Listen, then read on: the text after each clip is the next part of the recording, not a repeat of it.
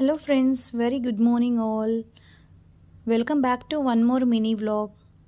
నేను దసరాకి ఊరికెళ్ళి వచ్చేసరికి మా రోజా పువ్వులు ఇలా పూసాయన్నమాట.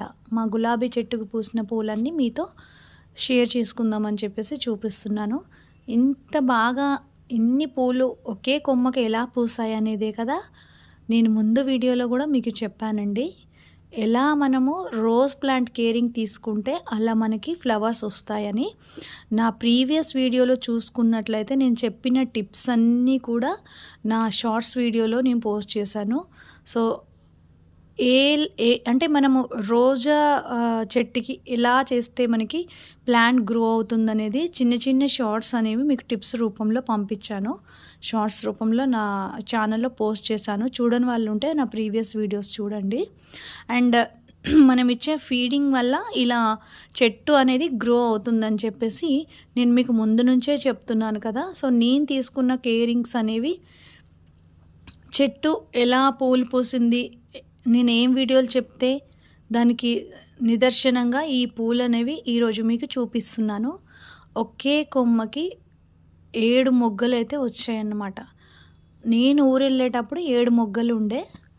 ఇంకా నేను ఊరెళ్ళి వచ్చేసరికి ఆల్రెడీ ఫ్లవర్స్ పూసాయి. కొంచెం ఇది రెడ్ కలర్ ప్లాంట్ అనమాట. బట్ ఎండకి ఒక వీక్ అవుతుందన్నమాట పూసి కూడా. సో ఇది ఒక చిన్న హైబ్రిడ్ మొక్క అన్నమాట. దానికి పెటల్స్ అనేవి తొందరగా వాడిపోవు.